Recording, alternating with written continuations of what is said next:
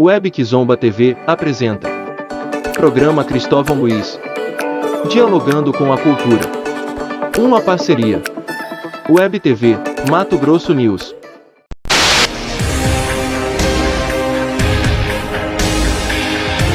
Arte, cultura,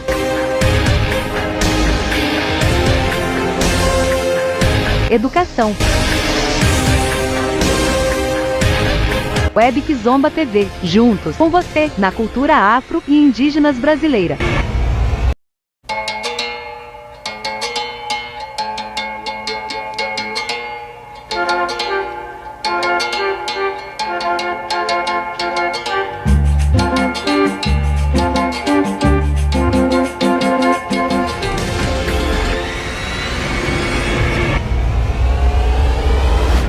Eu sou Cristóvão Luiz, o timoneiro desse imenso navio chamado Web Kizomba TV, o canal da resistência viva em Mato Grosso.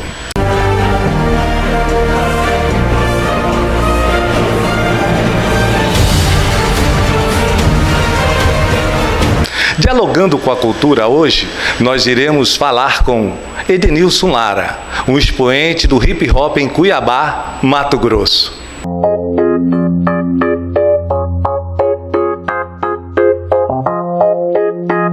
Yeah. Conduta DJ Caba, facção ZS, old school do rap. Conduta sente do o peso, moleque, sente o peso, moleque. Sente o peso, moleque, no som do rap.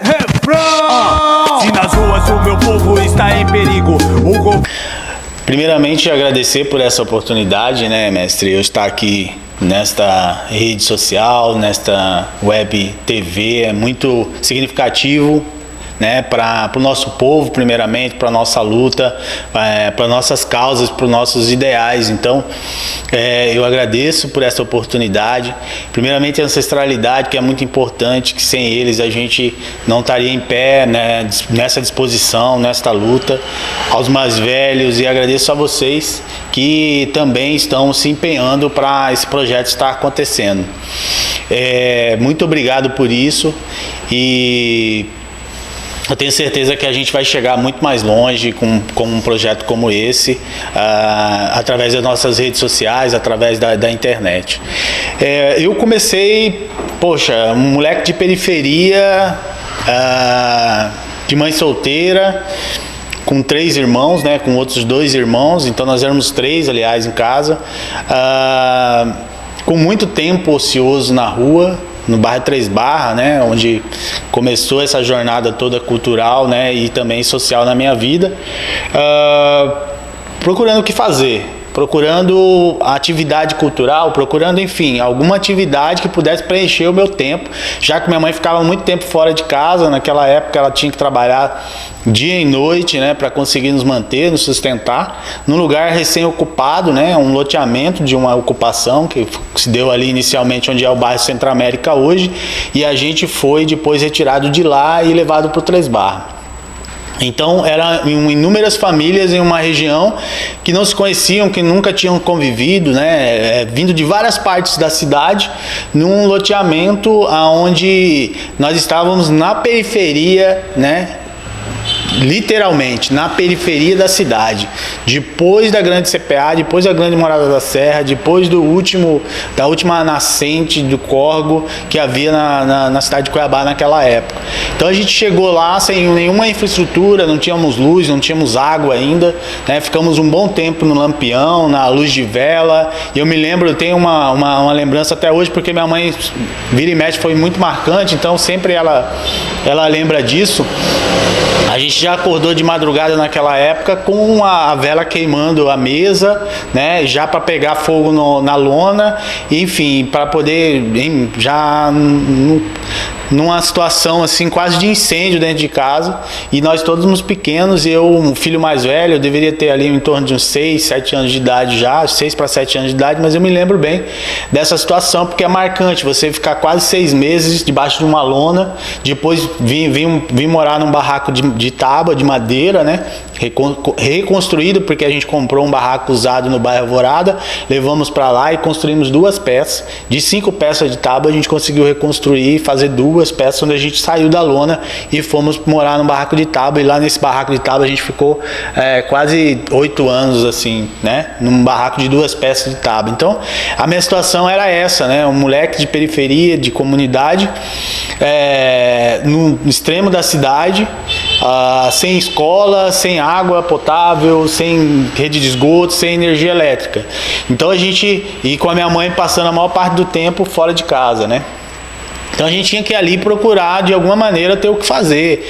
Então era banho sempre na lagoa, nos córregos lá no entorno, era o campinho de futebol, né? Era ir para Ponte de Ferro de carona junto com a molecada, enfim, aprontava muito e tinha muita ociosidade naquela época.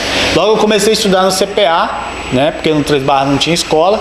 E no CPA era uma situação assim, tipo um peixe fora d'água, né? Você está na periferia, está no gueto, morando na periferia no gueto, onde não tem um asfalto, para você chegar onde tem um asfalto para estudar.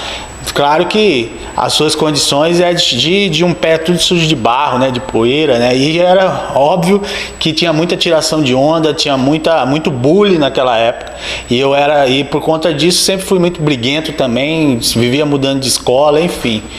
Mas essa foi a minha situação, tentando me defender de toda essa violência social naquela época.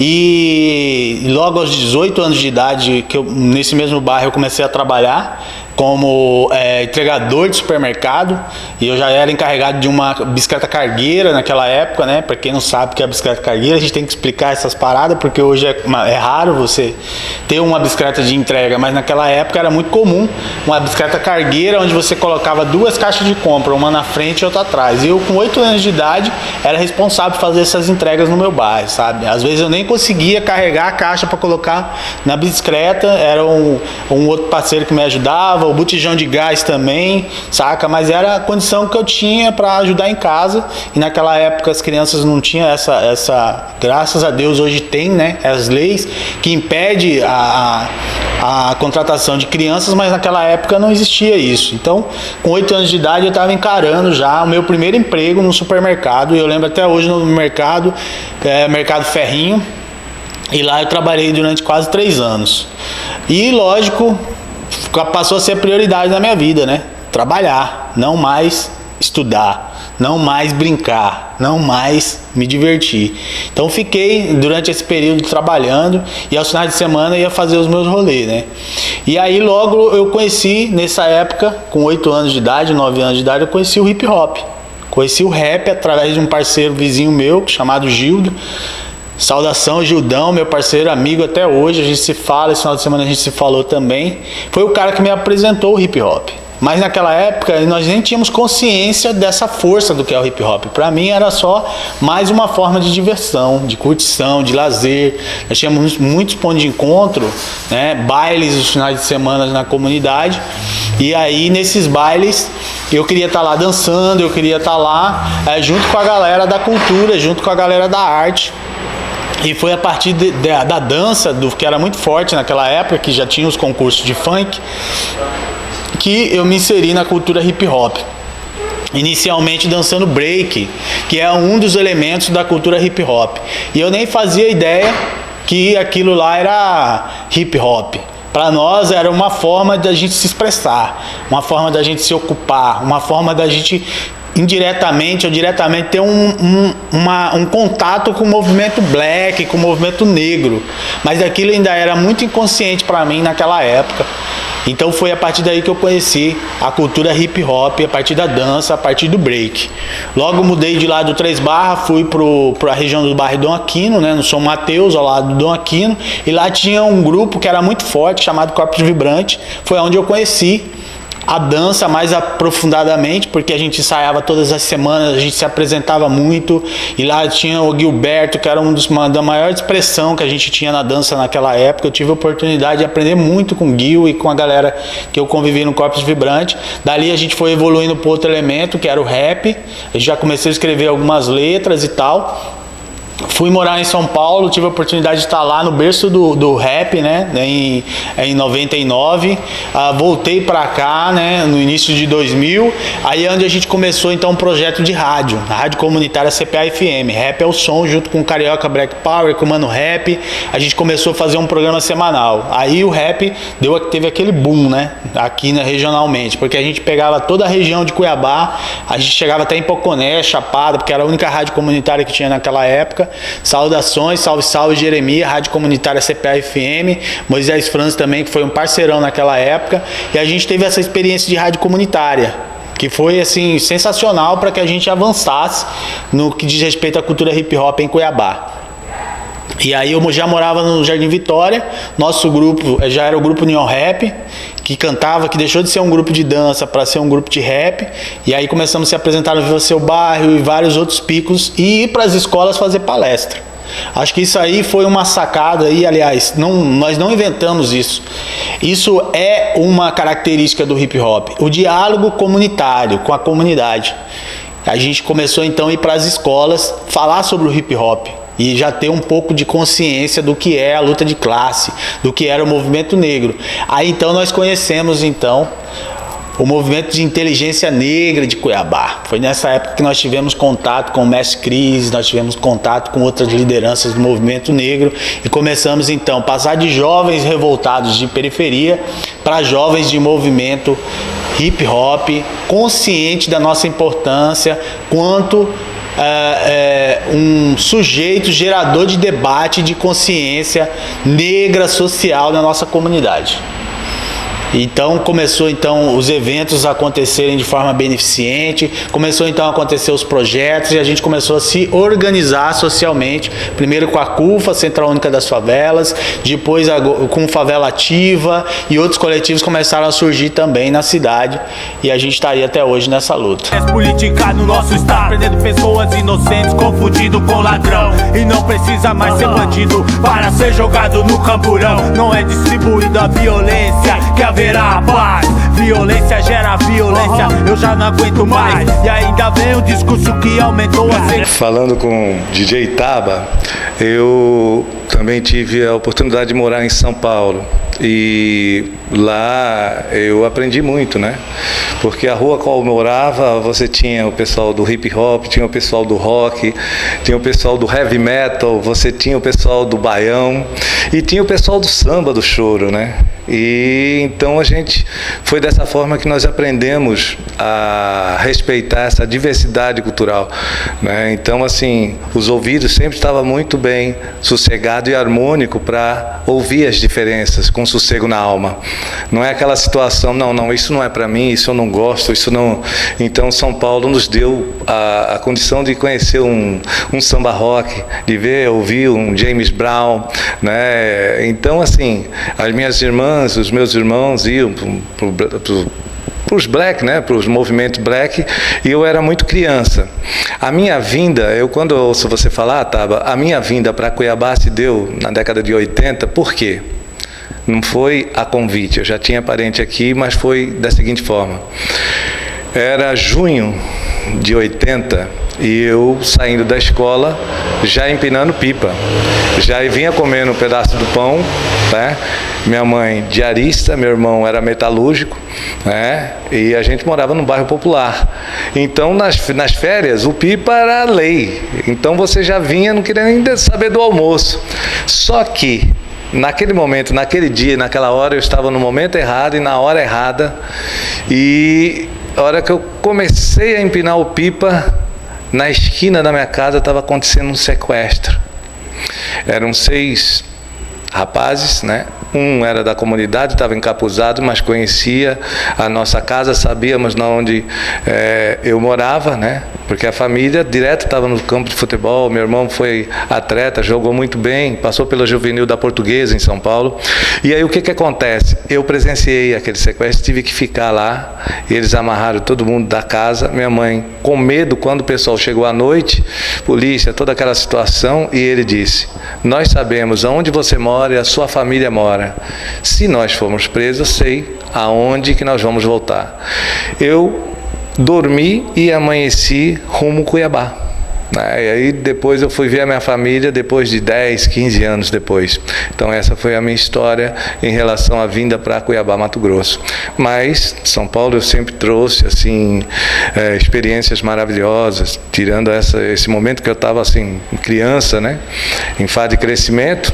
Mas graças a Deus Oxalá sabe, né, para onde nos mandar. E aqui estou, né, desenvolvendo esse trabalho, e é muito interessante que o nosso mundo se entrelaça, né? E eu queria perguntar para você, DJ, o seguinte: o engajamento social e o incentivo à cultura, à leitura na comunidade, né?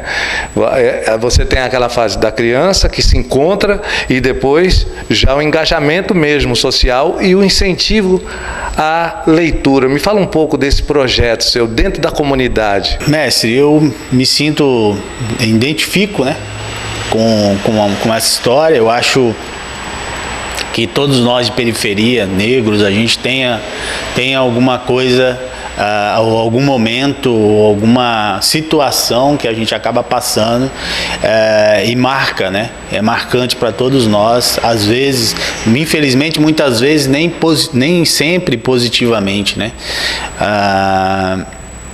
Mas ainda bem que o senhor se superou. Eu logo a Deus por isso, agradeço muito, porque hoje o senhor é referência para nós também em Cuiabá, como liderança negra, liderança do movimento negro, liderança que o senhor é, né? E como foi para nós e continua sendo. Então, Oxalá sabe o que faz, e a gente tem que agradecer também, porque a gente precisa dessa referência aqui. Eu sou muito grato por isso.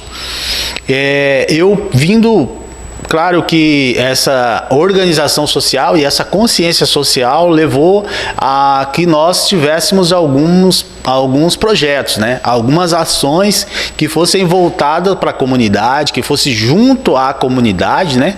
Para que a gente pudesse dialogar e procurar reverter esse quadro de periferia, sabe? Um quadro negativo que a gente tem muito presente nas periferias.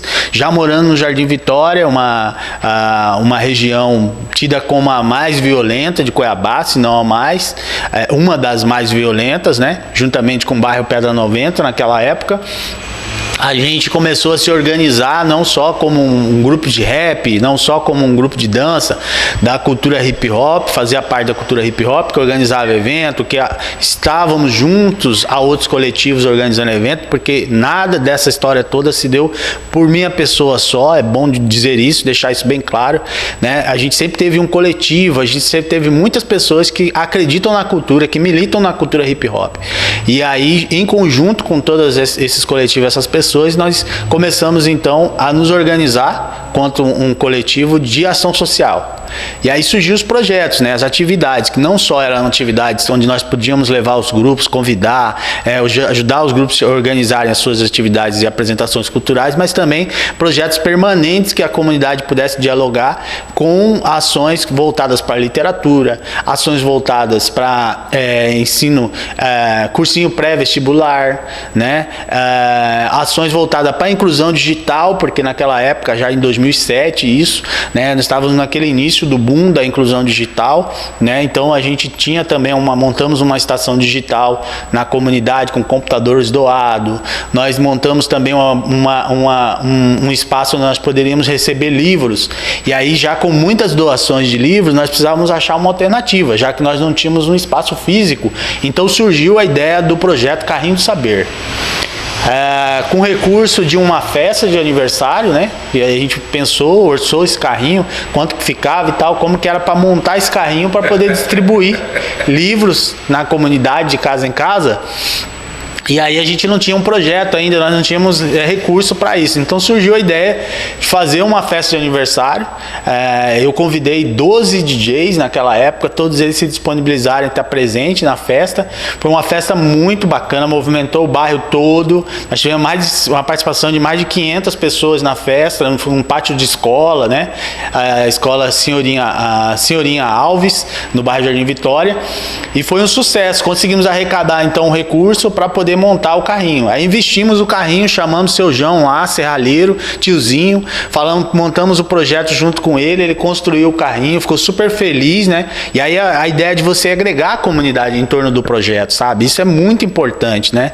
Então o serralheiro que construiu o carrinho, o seu João, que era um dos nossos parceiros da biblioteca, a gente conseguiu colocar esse carrinho para circular, né? A gente tinha em torno de quase 1.500 livros já doados e a gente precisava distribuir esse livro na comunidade. Então a gente começou com o projeto Carrinho do Saber, né? De rua em rua, todo sábado, de rua em rua no bairro, né? Fazendo o cadastro da comunidade, deixando um livro. E para incentivar a galera a ler o livro, a gente começou então a disponibilizar horas na internet, no espaço da estação digital que nós tínhamos. Então a comunidade, né? O usuário da biblioteca Carrinho do Saber, que entregasse o livro na outra semana com uma redação, ganhava horas na internet para poder acessar, né? Porque isso era muito raro naquela época. Em 2007 a internet estava chegando, não tinha tanta disponibilidade assim, então era um incentivo a mais para que o pessoal lesse, resumisse, fizesse um texto sobre o livro e aí poder acessar a internet lá na nossa estação digital. E esse carrinho funcionou durante 3 anos na comunidade. A gente teve a oportunidade de levar esse carrinho também para o sócio-educativo, nós tivemos a oportunidade de levar ele para o Complexo Palmeri, né? Sair com esse carrinho da comunidade para outros espaços, né? Ficou um período bom lá no Ocupa, agora recentemente, né? Em 2016, 2015.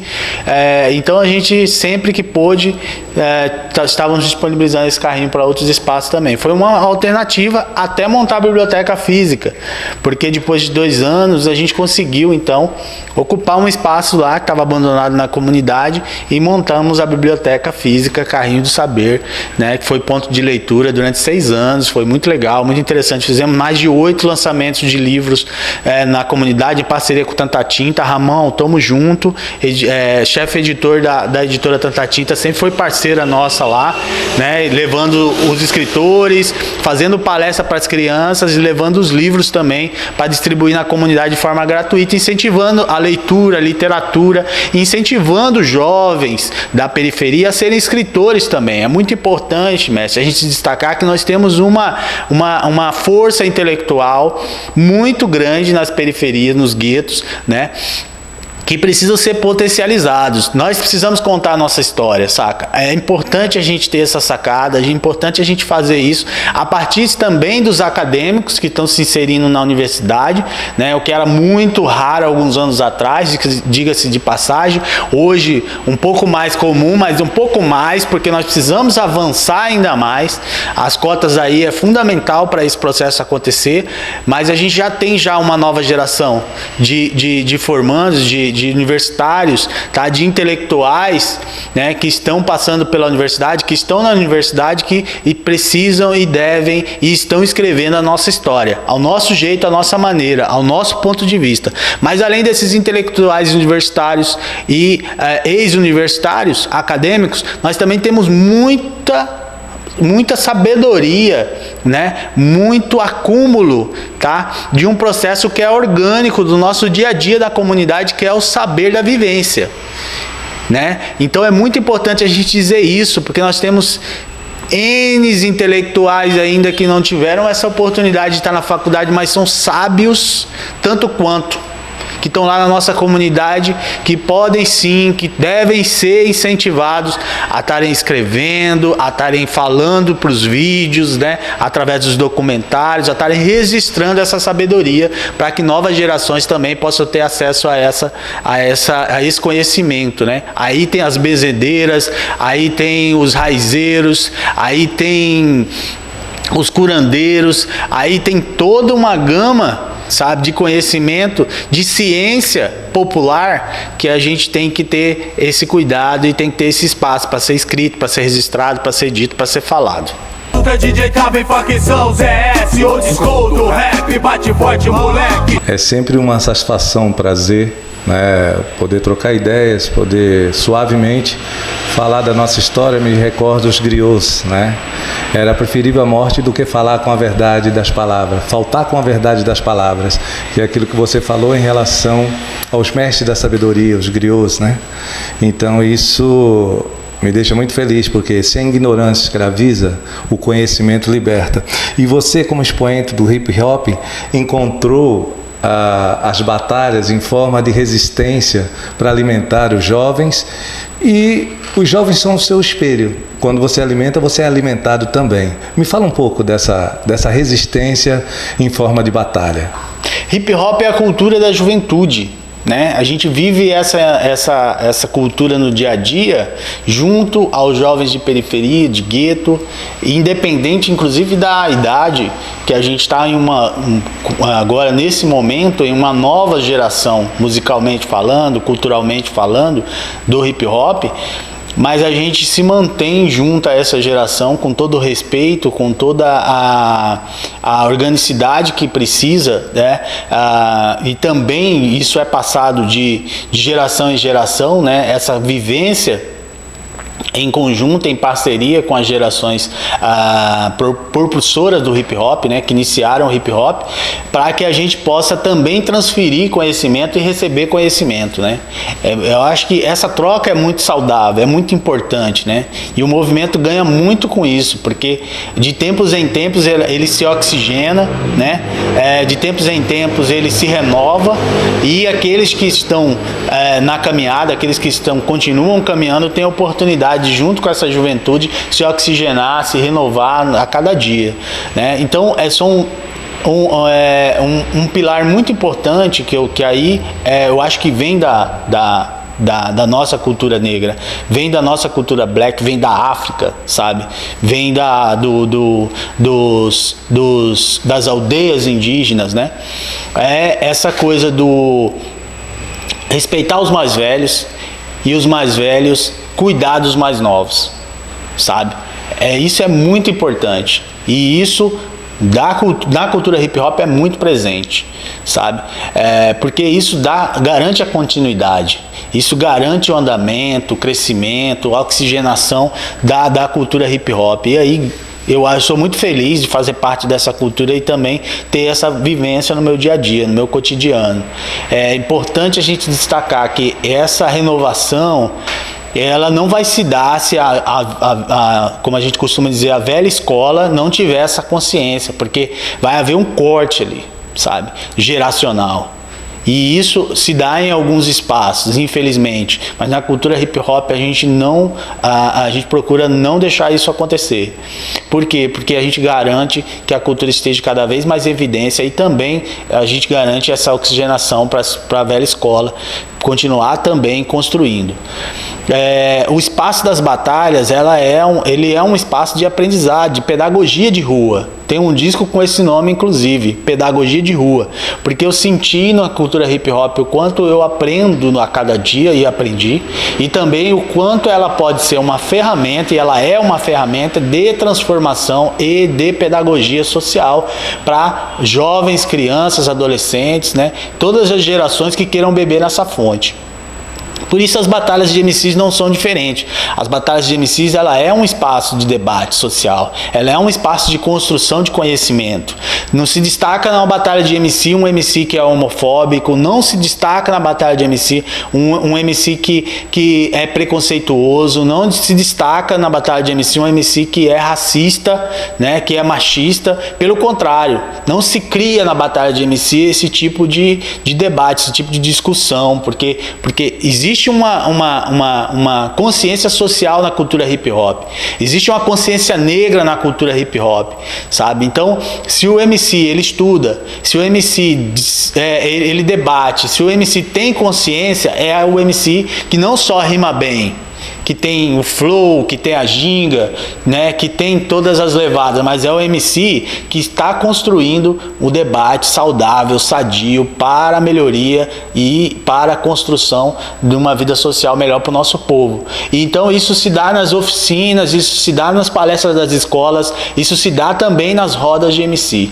Por isso o hip hop ele é diretamente uma pedagogia de rua, que hoje, nas batalhas de MC, por exemplo, trazendo para o âmbito de Cuiabá, ela se dá durante todos os dias da semana. A gente tem batalha no Pedra 90, a gente tem batalha no CPA, a gente tem batalha três batalhas no CPA, a gente tem batalha do Falcão em frente, o Shopping Pantanal, nós temos a batalha do Ipaz na Varja Grande, nós temos a batalha do Ocupa também em Varja Grande. Então são inúmeras batalhas que acontecem, e a principal dela, a Batalha da Alencastro, que acontece aqui no centro, que agora estão suspensas por conta da pandemia, mas estão voltando aos poucos a acontecer, que são espaços de debate, de aprendizado, de construção social, para o nosso povo, direta e indiretamente. Então o hip hop ele não é só música, arte, mas também é. Hip hop não é só entretenimento, dança, mas também é. Mas na sua essência, além do break, grafite, DJ, MC, nós temos também o quinto elemento, que é o conhecimento, que está sempre presente na cultura hip hop.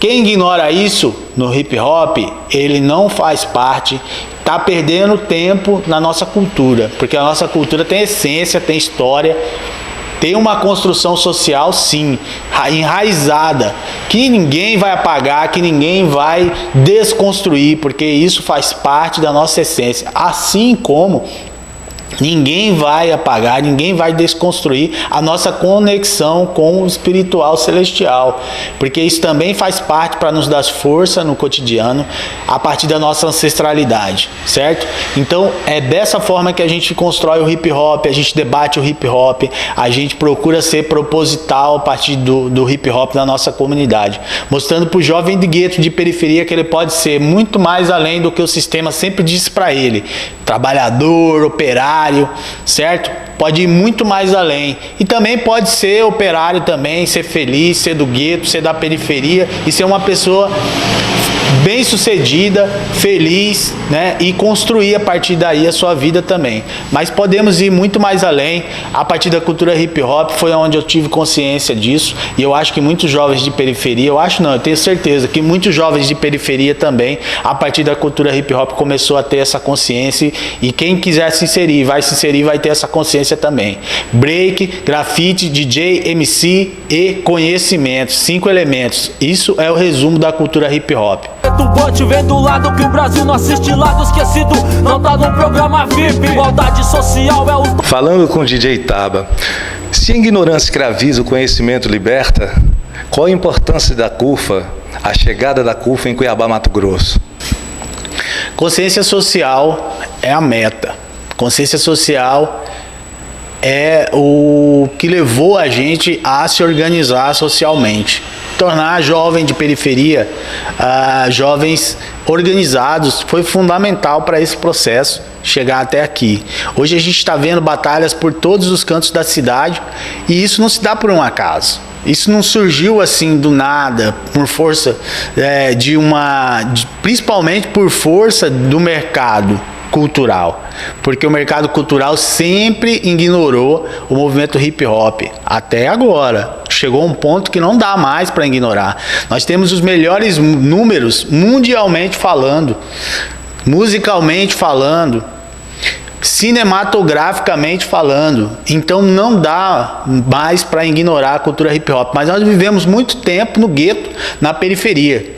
E a forma que nós encontramos de ir além foi nos organizando socialmente. A partir daí, então, surgiu o CUFA, Central Única das Favelas. Em 2004, a gente trouxe o MV Bill aqui, que é um dos idealizadores da CUFA, junto com o Celso Ataíde, Nega Giza, né, e outros. E aí, num show que o MV Bill veio aqui, a gente continuou o diálogo logo após, e eles estavam pensando em expandir por todo o Brasil, e surgiu então a CUFA, Central Única das Favelas, aqui no Mato Grosso. A gente fundou isso em 2006, em 2005, né? Já no início de 2006, e se deu até os dias de hoje. Nós temos a CUFA aí organizada em vários municípios aqui da capital. Um salve para o Anderson, coordenador da CUFA aqui no estado de Mato Grosso. Mas em 2007 também buscando essa proximidade com a comunidade, de estar lá mais próximo dos nossos atores comunitários e também já se sentindo mais preparados para um desafio maior. A gente então fundou a Central Única, além da Central Única das Favelas, a gente fundou a Favela Ativa, lá no Jardim Vitória. E o Favela Ativa a gente vem trabalhando até hoje, parceiro da CUFA também, inauguração da CUFA aqui com o Breno 16, a gente foi lá, tivemos nas atividades, fomos parceiro, né, dessa atividade também de inauguração aqui em Cuiabá. Então nós continuamos com muito parceiros, porque somos movimentos de gueto, de periferia, temos que unir forças, e também porque nós somos oriundos também dessa construção nacional que se deu inicialmente lá no Rio de Janeiro e agora está no Brasil todo, né? Até internacionalmente a Central Única das Favelas está aí. A gente continua parceira e ela continua atuando também no Mato Grosso com muita força.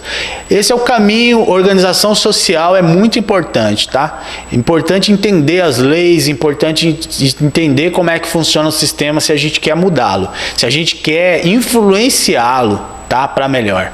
É importante que a gente saiba como isso se dá. Inclusive no âmbito político, né, mestre? É importante a gente falar sobre isso também. No âmbito político é fundamental que a gente entenda e a importância, não só o processo, mas a importância de nós participarmos desse processo.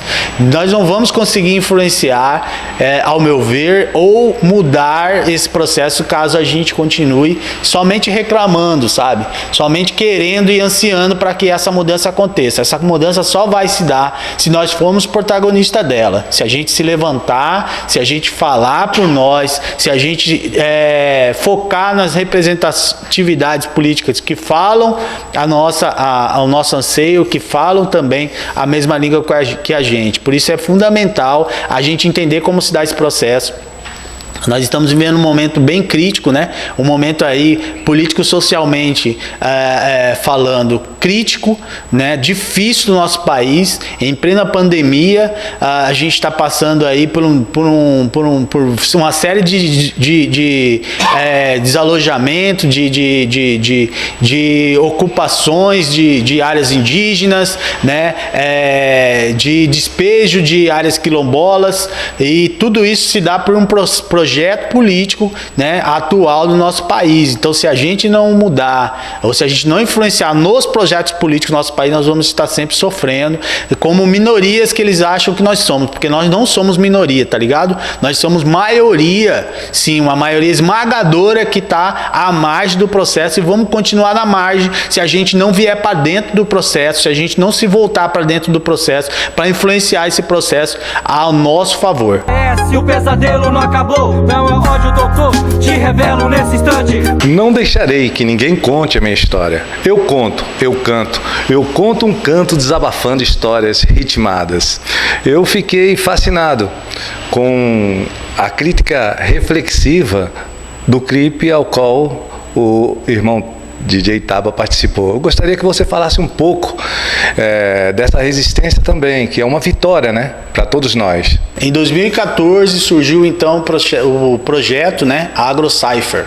A AgroCypher surgiu de uma provocação, né, entre amigos do hip hop, companheiros, parceiros da cultura hip hop, sobre a gente falar sobre um tema muito pertinente, né, que seria a Copa do Mundo, o desmatamento, né, que todas as construções aqui na Grande Cuiabá vinha causando para a construção das obras da Copa, e também um tema que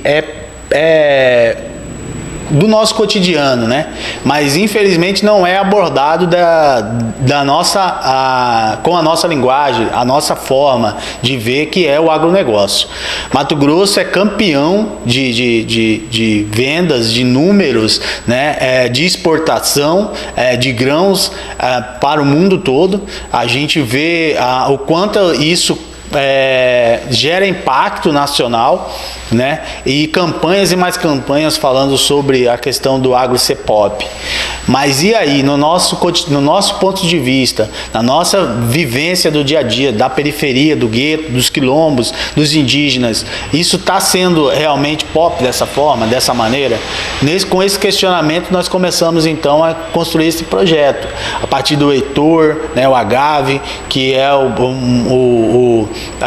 principal ator, né, nesse projeto, idealizador. A Pátia Ana também, que é uma musicista fantástica, né, uma cantora, né, que tem uma expressão hoje nacional, né, e também contribui e participa desse projeto. Rodrigo B1, que é outro parceiro, também que chegou somando com esse projeto, e a gente construiu a partir daí então o primeiro projeto AgroCypher, junto com outros parceiros também. A gente construiu o AgroCypher, que saiu com videoclipe, né? A gente teve uma boa repercussão nacional, foi muito importante, né? A gente naquele momento nos posicionar, inclusive era um momento que o país passava por um período de golpe, uma discussão que se deu aí de transição governamental muito duvidosa, né? E a gente precisava falar naquele momento sobre o quanto o agronegócio também é destrutivo, o quanto o agronegócio vem causando para as nossas nascentes, vem destruindo as matas, vem também violentando as comunidades indígenas e quilombolas. Então surgiu o primeiro projeto lá atrás, que foi muito interessante, foi muito bacana, com videoclipe e tudo mais. A gente veio amadurecendo essa proposta de 2014 até agora, onde a gente construiu a segunda versão, o AgroCypher 2, já com o subtítulo, que é o estado de emergência. Estado de emergência, ele se dá a partir dos 15%, né, 30%, né, de umidade do ar, né, e a gente já está vivendo 10%. E até hoje não foi ainda, o estado de Mato Grosso não se pronunciou como um estado de emergência, ou seja, nós estamos vivendo uma emergência, uma situação caótica, mas ainda velada para a sociedade, ainda velada para o mundo, porque nós vendemos soja para o mundo todo, nós exportamos para países que eu tenho certeza que com essa informação seria um outro processo, mas infelizmente com esse estado de emergência velado, a gente ainda está sofrendo e nós estamos acabando com as nossas nascentes e com as nossas comunidades sem que o mundo saiba disso. Então o estado de emergência surge para poder gritar para o mundo: Mato Grosso está vivendo um estado de emergência.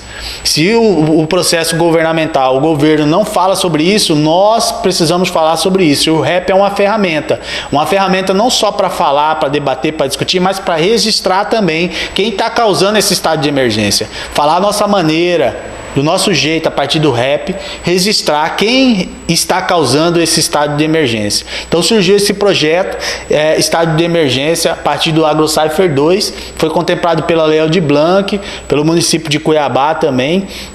A gente conseguiu fazer um videoclipe, né, com uma equipe maravilhosa, uma equipe super profissional, uma equipe que fez um trabalho excelente, assim, e conseguimos esse resultado. Tá repercutindo, tá falando para fora, tá chegando para o mundo o que é realmente Mato Grosso, segundo a nossa versão, segundo o nosso povo, sabe? Dando voz e oportunizando com que os índios falem sobre essa realidade que eles vivem aqui no estado de Mato Grosso. Oportunizando que nós, negros, jovens de periferia ou não, possamos estar falando sobre esse estado de emergência, sobre esse agro que para nós não é pop. Nós estamos vivendo uma realidade aqui na região do CPA, mesmo onde eu moro, de famílias e mais famílias tendo que pegar ossinho, né? Ossinho, tá? Ossinho é o osso que vai para fazer sabão. É o osso que vai para outras matérias-primas, e poucas famílias hoje têm condições de comprar uma carne e estar tendo alimento em casa, mas muitas famílias estão atrás desses açougues, pegando esse ossinho para poder ter alimentos em casa. Então, quer dizer, aonde que está esse agro que produz tanta carne, que estoca, que vende, que comercializa tanta carne, que não está olhando por esse povo, que não está vendo essa situação?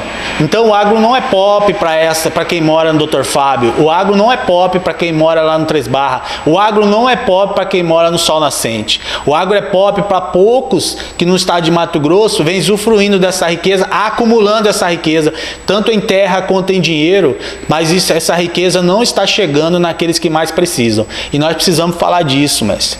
Nós precisamos dizer, nós precisamos gritar para o mundo e contar essa história de acordo com o nosso ponto de vista. Por isso o AgroCypher 2 está aí na pista, com toda essa equipe maravilhosa que trabalhou nesse projeto. E é bom destacar que foi um trabalho coletivo, não foi um trabalho do DJ Taba, tá ligado? É um trabalho de coletivo, de várias pessoas que estão não só diretamente ligadas ao projeto, mas também indiretamente compartilhando, comentando, falando sobre o AgroCypher e o estado de emergência para fazer com que esse projeto chegue aonde está chegando.